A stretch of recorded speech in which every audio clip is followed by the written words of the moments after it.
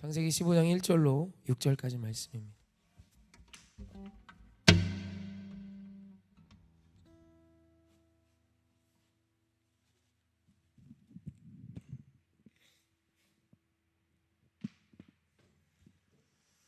창세기 15장 1절로 6절까지 말씀 천천히 합독해 보시죠. 시작. 이후에 여호와의 말씀이 환상 중에 아브라함에게 임하여 이르시되 아브라함아 두려워하지 말라.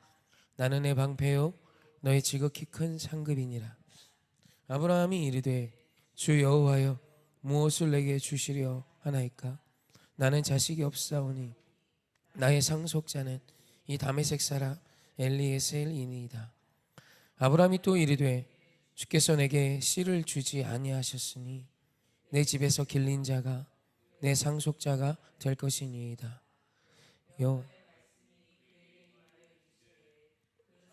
내 상속자가 아니라 내 몸에서 날 자가 내 상속자가 되리라 하시고 그를 이끌고 밖으로 나가 이르시되 하늘을 우러러 무뼈를 셀 수 있나 보라. 또 그에게 이르시되 내 자손이 이와 같으리라. 아브라함이 여호와를 믿으니 여호와께서 이를 그의 의로 여기시고. 아멘.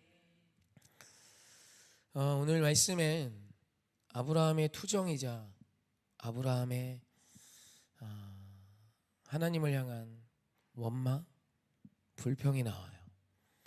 여호와가 나의 방패시고 나의 지극히 큰 상급임을 고백했고 하나님이 그것을 말씀하여 주셨는데 아브라함이 그 이야기를 듣고 자신에게 아들이 없음을 이야기합니다.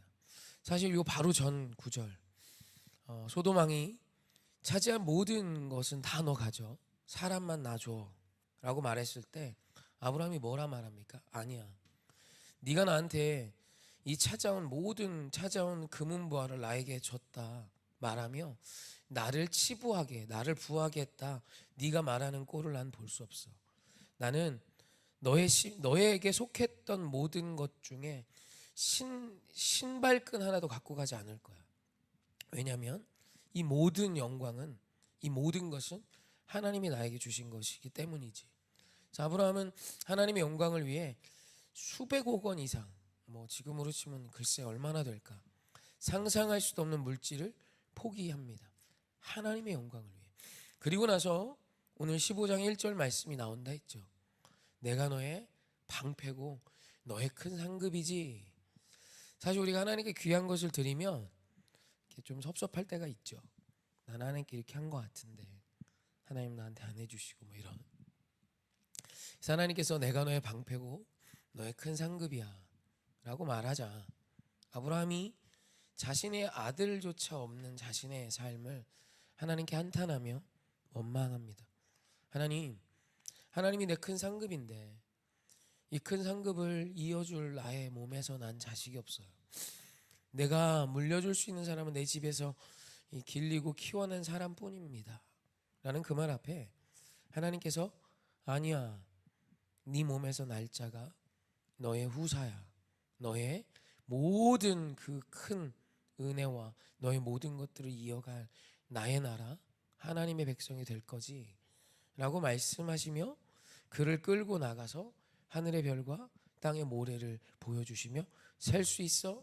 셀 수 없지? 이만큼 너의 자손이 많아질 거야 를 말해주십니다.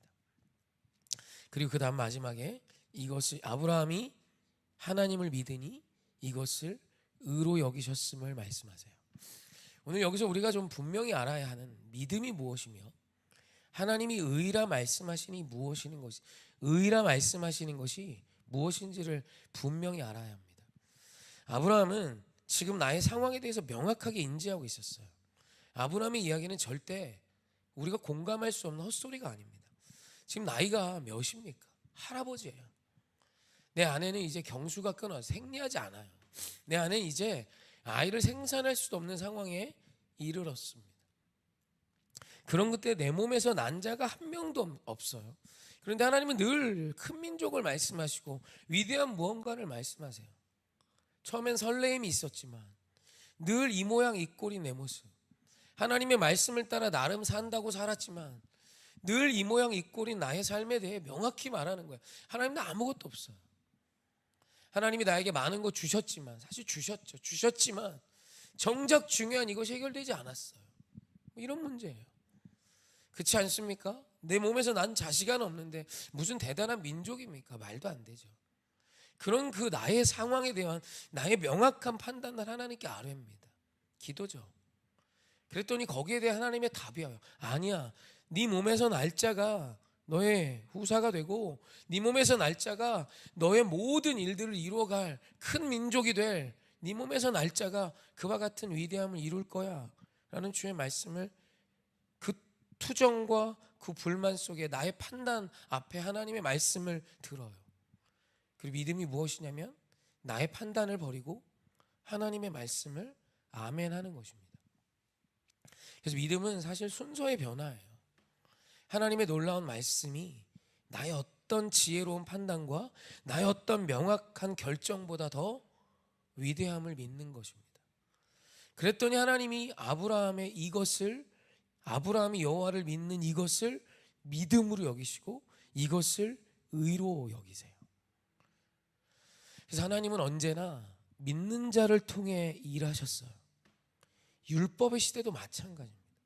창세기 15장에서 하나님은 아브라함으로 큰 민족을 이루셨던 그 이유가 뭐냐면 아브라함이 하나님을 믿는 그 믿음을 의로 여기셨기 때문입니다. 할렐루야. 오늘 저와 여러분은 이 믿음이 있으십니까?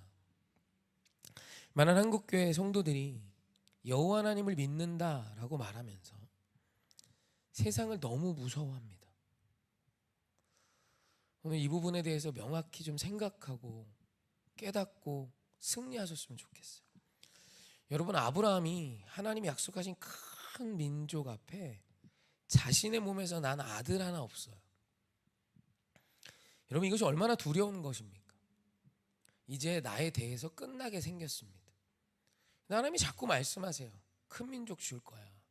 하늘의 별 봐, 땅의 모래알 봐. 셀 수 있어? 셀 수 없죠. 거봐, 내 이렇게 해줄 거야. 근데 상황은 똑같아요. 믿음이 뭐라고요? 상황을 넘어, 나의 판단을 넘어 하나님의 약속을 믿는 것입니다. 할렐루야. 여러분, 우리 하나님께서 죄에 대한 경계를 말씀하세요. 하나님은 죄를 미워하세요. 하지만 오늘 우리가 예수를 믿고 죄의 문제를 해결받았습니까? 해결받지 못했습니까? 해결받았죠. 우리 승리를 약속받았죠. 근데 많은 그리스도인들이 승리를 믿는다, 예수를 믿는다 말하면서 세상의 문화를 너무 무서워합니다. 여러분, 이게 절대 성경적이지 않습니다. 저도 무서워요. 알아요. 세상이 얼마나 무섭고 얼마나 집요한지. 그런데 믿음이 뭐냐면 이 세상의 어떤 위대한 무엇보다 더 하나님의 승리가 더 크고 위대함을 믿는 거예요. 그렇게 초대교회는 예수를 믿는다는 것만으로도 죽임당하는 그 위기와 음란과 폐역과 세상의 가치들을 승리해낸 자들입니다. 믿음은 세상을 두려워하는 게 아니에요. 세상을 이미 이기신 하나님을 믿고 찬송하는 겁니다. 근데 오늘날 나름 믿음이 있다 말하는 자들이 이상한 믿음이 있어요. 세상의 문제가 너무 커요. 그래서 이 문제가 어떤 문제가 어떤 법안이 통과되면 막 교회고 뭐고 다 망가지고 나라고 뭐고 다 부서질 것처럼 여깁니다. 여러분, 하나님의 승리가 있어요. 주님의 지켜주심이 있고 하나님의 약속을 믿는 것이 믿음이에요.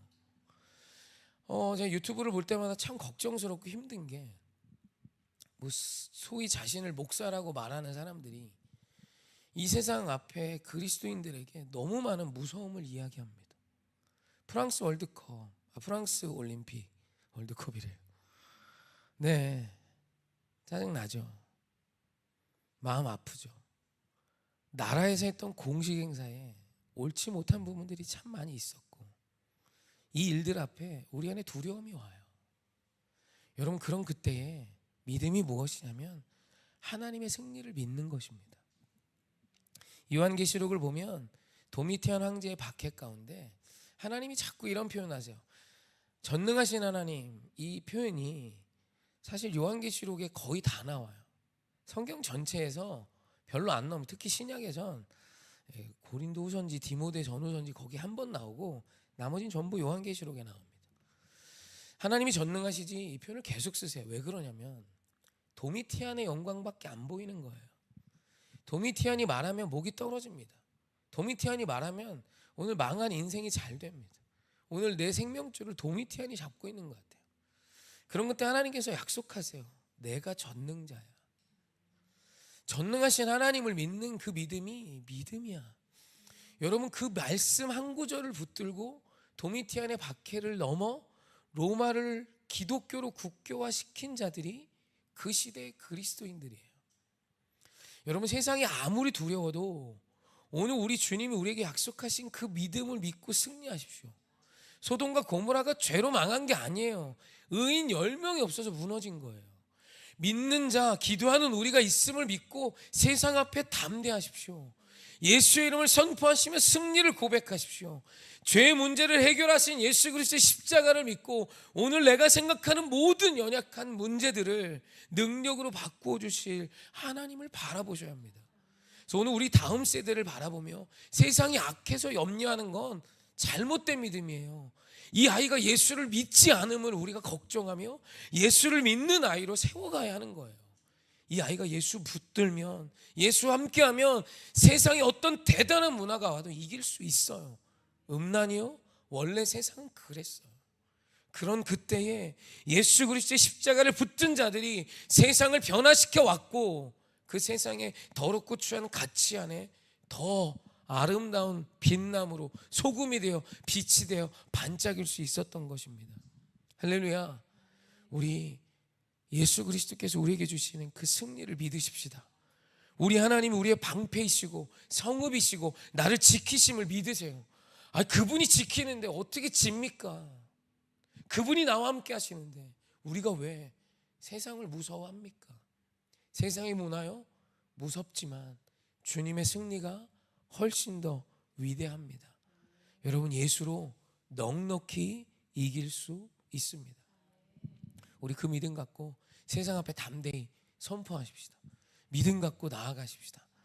제 얘기만 짧게 하고 마치려고 해요. 오늘도 찬양하는데 빨리 거리에 나가야 된다. 덥다고 너무 바빴고 한 2주 못했죠. 이게 너무 송구한 거예요. 주님을 전하는 소리를 제가 해야 되는데 거리 예배 나가면 참 시작이 초라합니다. 제가 혼자 서 있거든요. 근데 기도하며 찬양을 딱 시작할 때 영적인 판세가 바뀝니다. 여러분, 거기 있는 그들이 제 눈치 봐요. 제가 그들을 눈치 보며 시작한 것 같지만 아니요. 복음을 전하기 시작하면 예수 믿지 못하는 자들이 저를 봅니다. 사랑하는 성도님, 예수 안에 승리가 있습니다. 부디 믿으십시오. 이걸 믿는 게 오늘 아브라함의 믿음입니다. 내 상황은 자식 새끼 하나 없었지만 하나님의 약속은 큰 민족을 말씀하세요. 헛소리가 아니라 아브라함은 그 큰 민족을 믿었어요. 새끼 하나 없는 나 분명히 두렵지만 하나님께 불평됐지만 하나님이 말씀하시지 아멘. 저는 큰 민족이 될 것을 믿습니다. 하나님의 나라가 나로 내 후사를 통해 이루어질 걸 아멘합니다.